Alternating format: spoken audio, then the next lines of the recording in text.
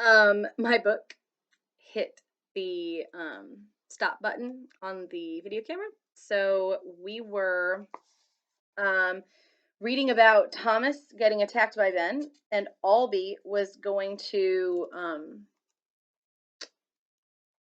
actually like shoot him if he tried to hurt Thomas. So we stopped at the part where Albie has a bow and arrow cocked at Ben, and he's telling him he's going to count to three. So Ben is whispering, he's bad about Thomas. Ben was whispering now, almost chanting. He swayed back and forth, switching the knife from hand to hand, eyes glued on Thomas. One. Bad, bad, bad, bad. Ben smiled. His teeth seemed to glow greenish in the pale light. Thomas wanted to look away, get out of there, but he couldn't move. He was too mesmerized, too scared. Two! Albie's voice was louder, filled with warning. Ben, Thomas said, trying to make sense of it all. I don't even know what. Ben screamed a strangled gurgle of madness and leapt into the air, slashing out with his blade. Three, Albie shouted. There was the sound of snapping wire, the whoosh of an object slicing through the air, the sickening, wet thunk of it finding a home. Ben's head snapped violently to the left, twisted his body until he landed on his stomach. His feet pointed toward Thomas. He made no sound. Thomas jumped to his feet and stumbled forward. The long shaft of the arrow stuck from Ben's cheek, the blood surprisingly less than Thomas had expected, seeping out all the same. Black in the darkness, like oil.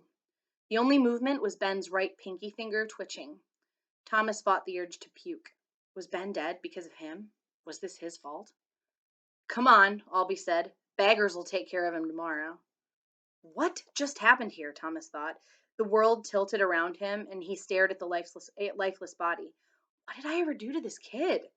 He looked up wanting answers, but Albie was already gone, a trembling branch, the only sign he'd ever stood there in the first place.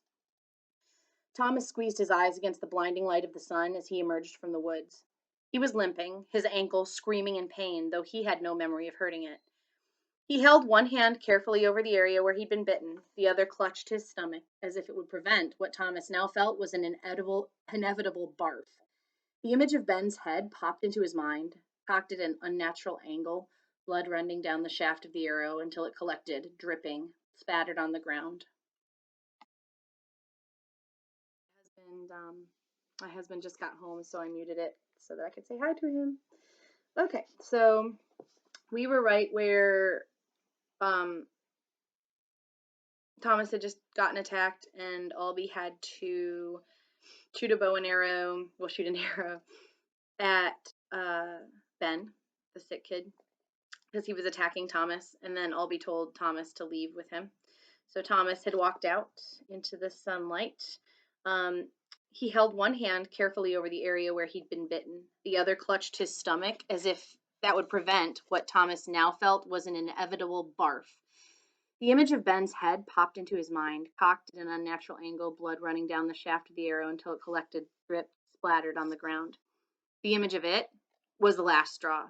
He fell to his knees by one of the scraggly trees in the outskirts of the forest and threw up, retching as he coughed and spat out every last morsel of the acidic, nasty bile from his stomach. His whole body shook, and it seemed like the vomiting would never end. And then, as if his brain were mocking him, trying to make it worse, he had a thought. He'd now been at the Glade for roughly 24 hours, one full day. That was it, and look at all the things that had happened, all the terrible things. Surely it could only get better. That night, Thomas lay staring at the sparkling sky, wondering if he'd ever sleep again.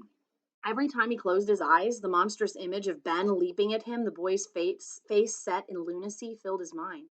Eyes opened or not, he could swear he kept hearing the moist thunk of the arrow slamming into Ben's cheek. Thomas knew he'd never forget those few terrible moments in the graveyard. Say something, Chuck said for the 5th time since they'd sat out of their sleeping bags. No, Thomas replied, just as he had before. Everyone knows what happened. It's happened once or twice. Some griever-stung shank flipped out and attacked somebody. Don't think you're special. For the first time, Thomas thought Chuck's personality had gone from mildly irritating to intolerable. Chuck, be glad I'm not holding Albie's bow right now. I'm just play. Shut up, Chuck. Go to sleep. Thomas just couldn't handle it right now. Eventually, his buddy did doze off, and based on the rumble of the snores across the glade, so did everyone else. Hours later, deep in the night, Thomas was still the only one awake. He wanted to cry, but didn't. He wanted to find Albie and punch him for no reason whatsoever, but didn't. He wanted to scream and kick and spit and open up the box and jump into the blackness below, but he didn't. He closed his eyes and forced the thoughts and images away, and at some point he fell asleep. Chuck had to drag Thomas out of his sleeping bag in the morning, drag him to the showers, and drag him to the dressing rooms. The whole time, Thomas felt mopey and indifferent, his head aching, his body wanting more sleep. Breakfast was a blur, and an hour after it was over, Thomas couldn't remember what he'd eaten. He was so tired, his brain felt like someone had gone in and stapled it to his skull in a dozen places. Heartburn ravaged his chest. But from what he could tell, naps were frowned upon in the giant working farm of the glade. He stood with Newt in front of the barn of the blood house, getting ready for his first training session with a keeper. Despite the rough morning, he was actually excited to learn more and for the chance to get his mind off Ben in the graveyard. Cows mooed, sheep bleated, pigs squealed all around him. Somewhere close by, a dog barked, making Thomas hope Frypan didn't bring new meaning to the word hot dog. Hot dog, he thought. When was the last time I had a hot dog? Who did I eat it with?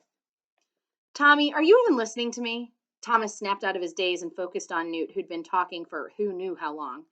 Thomas hadn't heard a word of it. Yeah, sorry, couldn't sleep last night. Newt attempted a pathetic smile.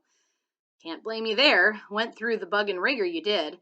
Probably think I'm a slint head shank for getting you ready for work to work your butt off today after an episode the likes of that. Thomas shrugged. Work's probably the best thing I could do. Anything to get my mind off of it. Newt nodded and his smile became more genuine. You're smart as you look, Tommy. That's one of the reasons we run this place all nice and busy like. You get lazy, you get sad. Start giving up, plain and simple. Thomas nodded, absently kicking a loose rock across the dusty, cracked stone floor of the glade. So, what's the latest on that girl from yesterday? If anything had penetrated the haze of his long morning, it had been thoughts of her. He wanted to know more about her, understand the odd connection he felt to her.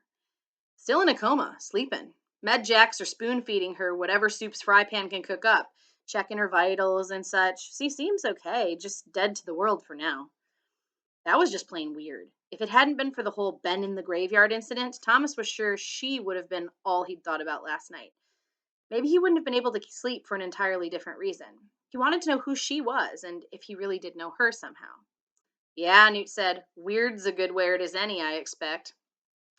Thomas looked over Newt's shoulder at the big faded red barn, pushing through the thoughts of the girl outside.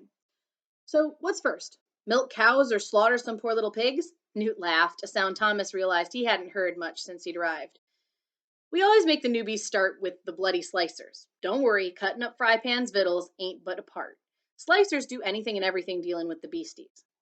Too bad I can't remember my whole life. Maybe I love killing animals. He was just joking, but Newt didn't seem to get it.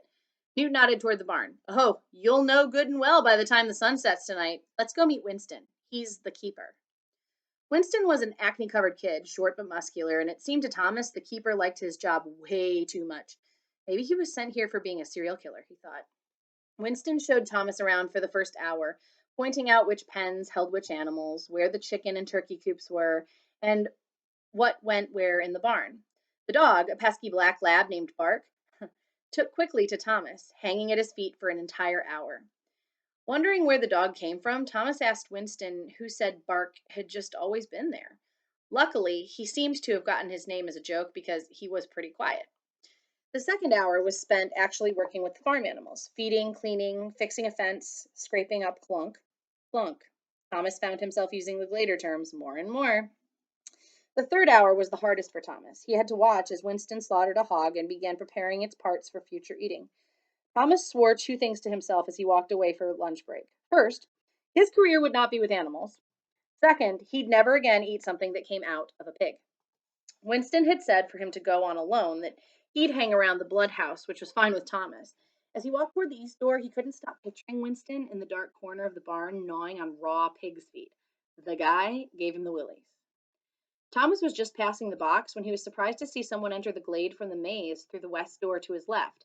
An Asian kid with strong arms and short black hair who looked a little older than Thomas. The runner stopped 3 steps in, then bent over and put his hands on his knees, gasping for breath. He looked like he'd just run 20 miles, face red, skin covered in sweat, clothes soaked. Thomas stared, overcome with curiosity. He'd yet to see a runner up close or talk to one. Plus, based on the last couple of days, the runner was home hours early.